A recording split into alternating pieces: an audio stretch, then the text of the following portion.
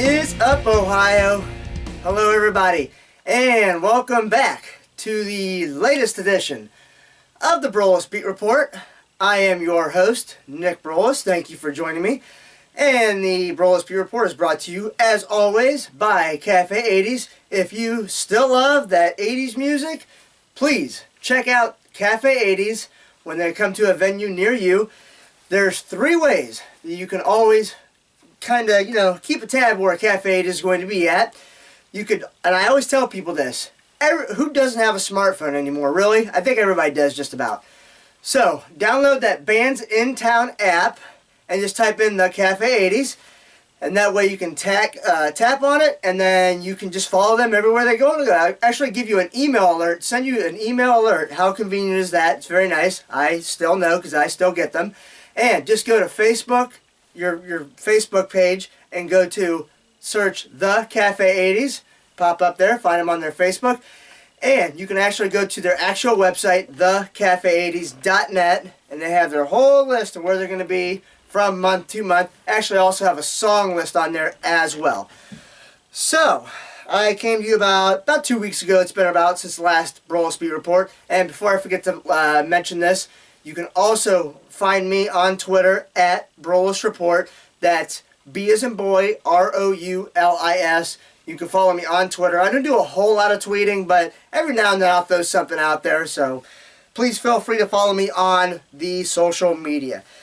Well, the first thing I want to start out is by talking about the Cleveland Indians. And it went from, man, we got a chance to do a perhaps sweep of the Atlanta Braves in a 3-game series to Game 2 Saturday night.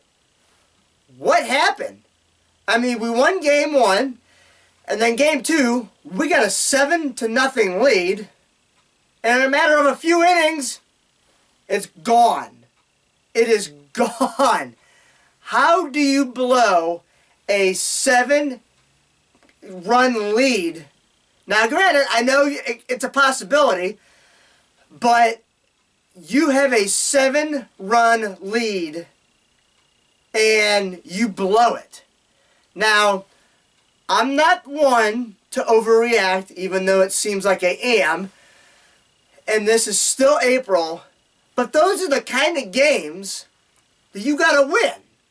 Now, to give some respect to Atlanta, they do have a good team, and if they can get some good bullpen arms, I think they actually have a chance to win the NL East. Now, I know they got to deal with teams like Philadelphia and the Mets, so on and so forth, but I really think with the talented position players that they have, and what looks to be a pretty good starting pitching staff. I'm no expert in baseball by any means. Football is probably my most knowledgeable sport, but if they can get some bullpen, they could win that division very easily. So getting back to the Indians, it's the type of game where when it happens, you're so frustrated. And I'm sitting there and I'm watching this lead go away, and I'm watching Braves player after Braves player after Braves player after Braves player come up, and they either get a walk or they either get a hit. They get on base somehow, okay? And I'm just sitting there like, okay, at what point do you stop this? Now, some people have said, well, Francona wasn't managing to win game number 2. Okay, I get the fact of once you win the first game, all right, so maybe the second game, you're kind of like backing off a little bit, but you still have a 7-run lead. I mean, you shouldn't be able to manage yourself to lose that game. So, I don't agree with Alex Rodriguez on Sunday Night Baseball very often, but I will say this. When you lose a 7-run lead in the game before, yeah, it's kind of demoralizing as a player. I mean, and Trevor Bauer pitched a heck of a game. So, again, Atlanta's a good team, but you should still not give up a 7-run lead if you have a pitching staff that's supposedly as good as what the Indian is. Granted, I get it. There's a difference in quality from our bullpen as opposed to the starting rotation, but still, you have got to come in and win that game when you have a 7-run lead. No excuses. You should have won that game. So, again, kudos to Atlanta. Good team, but, again, you should be able to win a game when you're up 7-0. So now, let's switch. They got a 2-game quick hitter with the Miami Marlins in town. I expect them to, even with having, according to stats, I believe the worst offense in baseball, you should still sweep the Marlins. Period. End of story. This is 2 games that anybody that's an Indians fan expects them to win both games, no questions asked. Now, I've got to say this.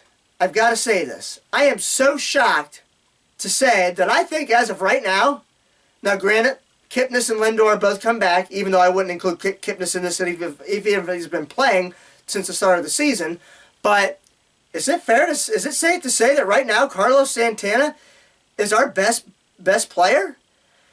I mean, he's not pulling the ball all the time, and he's attacking all aspects of the field. He's not pulling the ball, and he's taking some walks. Is it safe to say that right now Carlos Santana is the Indians' best all-around player in terms of at the plate? I think so. And I can't believe I'm saying that because I've always viewed him as a pull hitter. Now he's going opposite field. He's using all parts of the field. It's really good. It's really good. So I had to get that off my chest because I can't believe that I'm saying that. Now, I know a lot of people talk about this. Francisco Lindor. They're already talking about the fact that he's probably going to get traded halfway through the 2020 season because the Indians aren't going to spend $400 million on a player, which I completely agree. And here's the thing that really stinks if you're an Indians fan. Okay? We've had a lot of players come through since the teams of the mid-90s. And we've always been trying to, I guess, find that player that's most relatable to an Indians fan. Now we have a top 5 Major League Baseball player on our team, and because you got all these other players getting these ginormous contracts, it's a foregone conclusion that at some point here in the next 2 years, we are going to trade Francisco Lindor because we cannot afford him. And I had to bring this up because I watched the pregame show with Jensen and Al on Sports Time Ohio. I have to say this, okay? Here's the thing. I see how well he interacts with the Cleveland fans. I hear what he says about the community itself, and I hear the way his teammates play. I mean, hear how they talk about him. I just think it stinks that that Indians fans finally have a player that they really, really love and they have a genuine care for in terms of not just the player but the person. And it's like, well, how do we switch off this? Because we know that he's going to be traded. I don't see the Indians forking over $400 million for a player. So it just thinks that we get a really good player in town, and all of a sudden we know that you have to, you can't have that, I guess, emotional attachment, for lack of a better term, because in about 2 years at the most, he's going to be gone. So that just stinks because of the player that he is, and, we just have that connection and that camaraderie with a person like Francisco Lindor. Now, sticking with the Indians, pitching staff.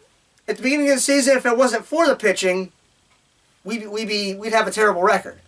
Now, I mean, don't get me wrong, the starting pitching is still doing pretty well. Now, it's the bullpen that's have a couple shaky times, but how long can this pitching staff hold up to where the offense can finally catch up to them? Something you got to keep your eyes on there. Now, I talked about it a little bit ago. Our bad offense. The Indians have, I still say, probably the worst offense in baseball. Hopefully that changes now, as long as Kipnis and Lindor can stay healthy and they can keep getting their at-bats in. The weather's starting to warm up a little bit. Hopefully that helps. And hopefully Santana can keep doing what he's doing.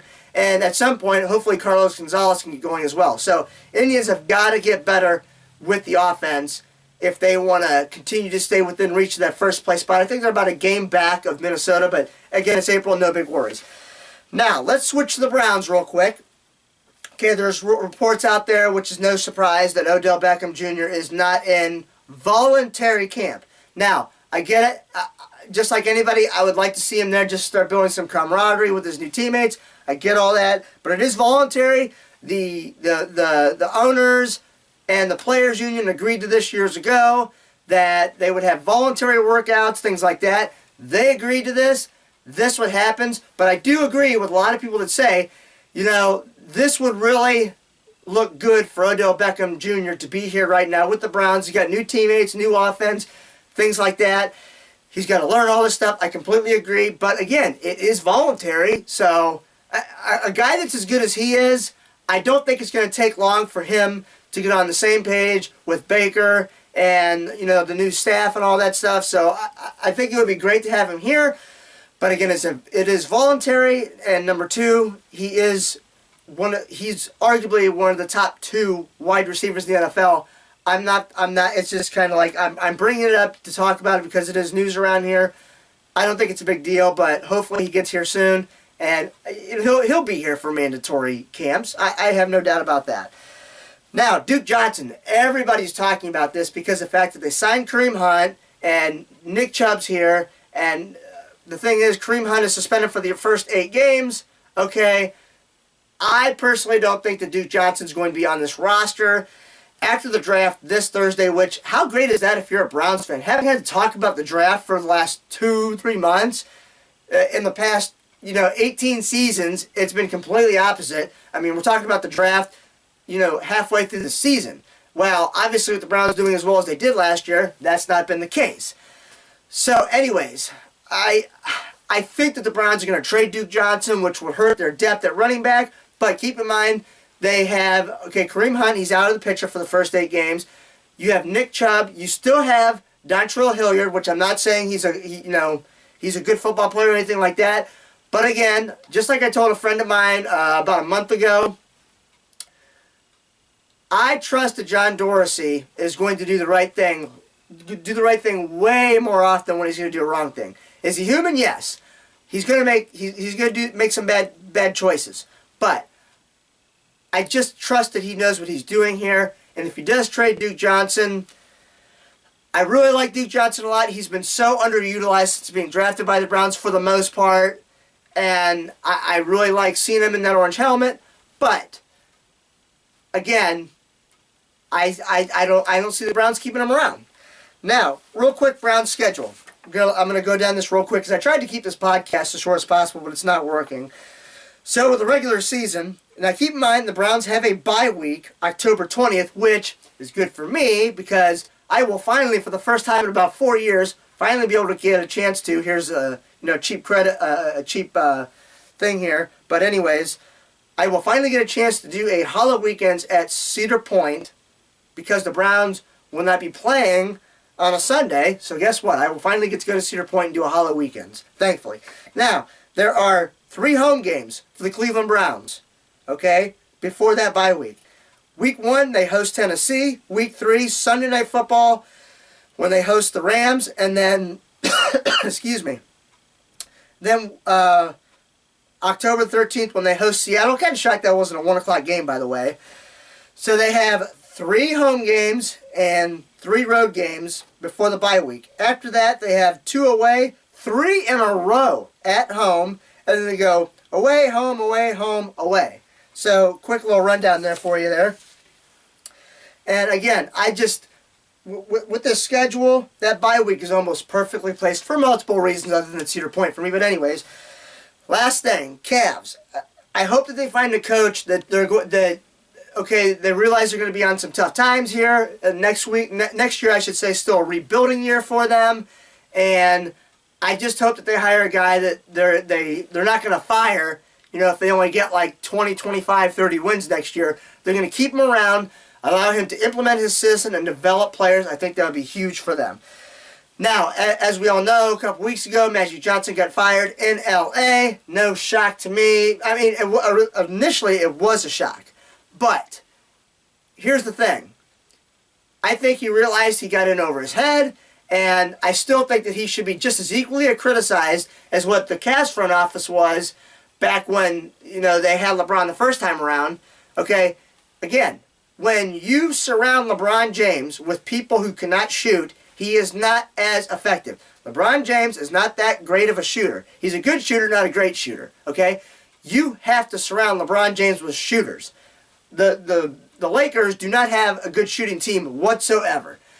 So I don't understand what Magic Johnson was thinking, and now they're not going to plan on replacing him. So Magic Johnson did a terrible job, in my opinion. Now, last thing I want to say about the Cavs.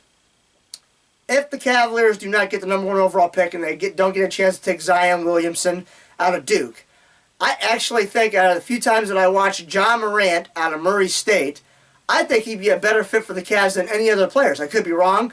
I don't watch a lot of college basketball. I am by far no expert with college basketball. But for what I've seen out of Ja Morant, I think him and Colin Sexton would develop a great backcourt. And today's NBA, what do you notice? Teams that have a good or great backcourt, they're usually a really good team, okay? It's not as important anymore to have a great front court, in my opinion, as it is a backcourt. All right, so I went a little bit longer than I expected to go on this Brolyos Beat Report, but it happens when you have a lot of things you want to talk about.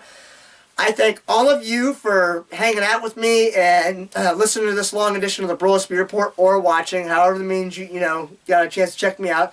My name is Nick Brolyos. I appreciate your time, and as always, see you next week. Have a good one, everybody.